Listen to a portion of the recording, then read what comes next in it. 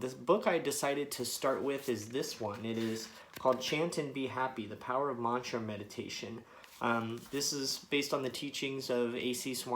Bhaktivedanta Swami Prabhupada. And so if you don't know who Prabhupada is, he's basically the founder and acharya of the global Hare Krishna movement, the International Society for Krishna Consciousness. So although he's the one who brought it to the Western world, but it's much, much older than Prabhupada.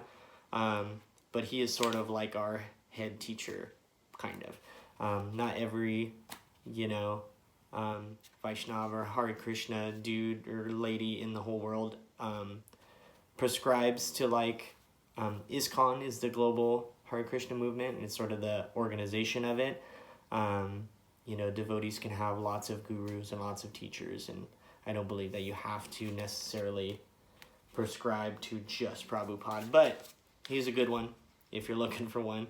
And so I really like this book. It's a great primer and a great 101 about the movement and a little bit of history of it, and why we chant the Maha Mantra Hare Krishna, Krishna Krishna, Hare Hare, Hare Rama, Rama Rama, Hare Hare. And why it's important to us to chant the names of God and what the benefits are. So if you guys are curious about that stuff, tune in. Let's do the first couple little bits of Chant and Be Happy, the power of mantra meditation. So there is Prabhupada hanging out in the grass looking like a G. All glories to Prabhupada. My humble obeisances. So the first one is just a little word from George Harrison, like a little foreword, and I really, really love it. And he says, everybody is looking for Krishna. Some don't realize that they are, but they are. Krishna is God, the source of all that exists, the cause of all that is, was, or ever will be. As God is unlimited, he has many names. Allah, Buddha, Jehovah, Rama, all are Krishna and all are one. By serving God through each thought, word, and deed, and by chanting his holy names, the devotee quickly develops God consciousness by chanting Hare Krishna, Krishna Krishna, Hare Hare, Hare Rama, Rama Rama, Hare Hare, and one inevitably arrives at Krishna consciousness. Then he says, the proof of the pudding is in the eating, which is a very British way to say, test it out for yourself.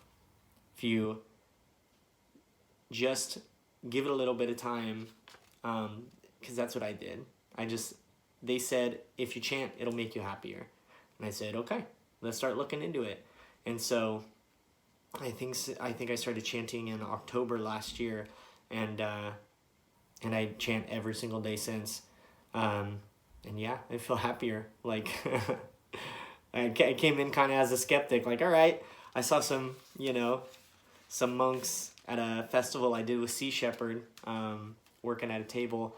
And I was like, hey, there are those freaks. I wonder what they believe. And I was like, okay, it's actually pretty cool. I actually really liked it. So I started chanting. So I chant every day. I give an offering on my little altar behind me here every single day. And I love it. I have peace and I have happiness, and it's awesome. And there's something about sort of communing with the divine that really activates something inside of you, because our eternal soul, our Atma inside of us, that is part and parcel of God, is inherently and intrinsically joyous. So when that wakes up, you start to reap the benefit of deep internal joy. It's really cool. It says, love, all you need is love, Krishna. Haribol, George Harrison. This was written 3/31/1970. So we will jump in with the preface, the search for happiness. Everyone wants to be happy. Some of us seek happiness through our families, in natural and healthy living, in successful careers and active social lives, fine gourmet foods, gambling, or through sports and exercise. Others experience happiness in politics, the arts, or academia, or in hobbies ranging from mechanics to computer science to drama, philanthropy, welfare work, and literally thousands of other activities that comprise man's unending quest for pleasure. Millions of people find their happiness in liquor, mood elevators, tranquilizers, or other drugs. Each day, doctors and scientists discover more about how the human mind and body work. Yet with this abundance of scientific knowledge and space-age technology, which vastly outstrips all of that previous generations, is modern man really any happier than his predecessors?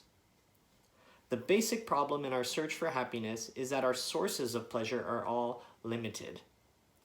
What many people consider man's most basic and fundamental pleasures, eating and sex, can occupy only a few moments of each day. Our bodies constantly thwart our plans for enjoyment. After all, you could only eat so much before becoming ill, and even sex has its limits. Chant and Be Happy provides information about how we can expand our pleasure beyond our present limitations. It deals with the pleasure principle that operates beyond the bounds of time and space and emanates from the very innermost part of our being. I was just saying that. This book thoroughly explains how this inner happiness can be experienced immediately by anyone through the mystical power of transcendental sound vibrations. This technique for obtaining unlimited happiness does not depend on new products touted by Madison Avenue whiz kids or Hollywood moguls, but it has been successfully practiced by countless people throughout the ages. Chant and Be Happy explains how to use these transcendental sound vibrations to attain the ultimate state of happiness. It is an easy process and it's free. To achieve this unlimited and imperishable happiness, one need only to chant and hear what sages of ancient India have for millennia called the Great Chant for Deliverance, the Hare Krishna Maha Mantra. This simple 16-word mantra is comprised of sound vibrations powerful enough to awaken the natural happiness within everyone. Hare Krishna, Krishna Krishna, Hare Hare, Hare Rama, Rama Rama, Hare Hare. In ancient years, millions have learned how to chant the Hare Krishna mantra and experience this true spiritual happiness. It is the most popular mantra in India, the homeland of meditation, and differs from other systems in two ways. First, the complete mantra is chanted, not just a fragment of a mantra, and second, the mantra is chanted aloud, not silently. A brief introduction by His Divine Grace A.C. Bhaktivedanta Swami Prabhupada, the founder of Charya, or spiritual master of the International Society for Krishna Consciousness, explains that the exact nature and meaning of the mantra. Chapter 1, an exclusive interview with the late George Harrison, reveals how Hare Krishna played a leading role in his life.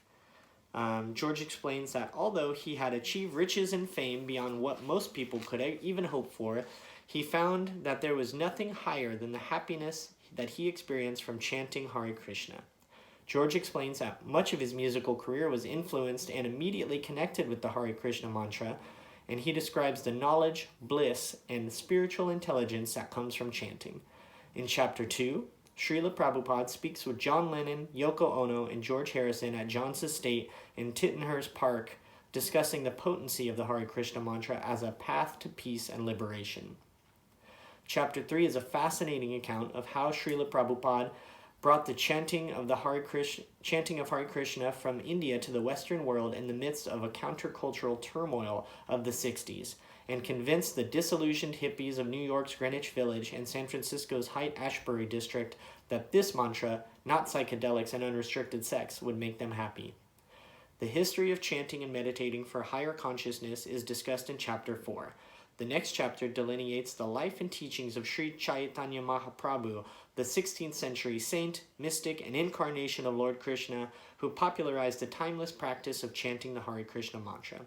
Chapter 6, a narration taken from India's most important historical and philosophical literatures, the Sri Chaitanya Charitamrita, reveals how anyone who hears the chanting of Hare Krishna from a genuine spiritual master can be freed from all character flaws. The next chapter forms a treatise on self-realization mantras, religion, and the power of the mind in meditation, compiled from the teachings presented in Srila Prabhupada's books. Chapter 8 explains the wide-ranging effects and personal benefits one can expect from chanting Hare Krishna. The final chapter gives practical, step-by-step instructions for chanting, which, if followed, open the ultimate door to happiness. So that's what we're looking forward to. Chant and Be Happy. You guys can find this on Amazon or pretty much wherever. Even eBay has some really cheap copies, but this one's definitely worth owning. And if you want to read along with me, I'll probably do one of these every couple days, not every day, but whenever I have time, whenever I feel like it. So I love you guys. Hope you're well. Hare Krishna. See you guys later.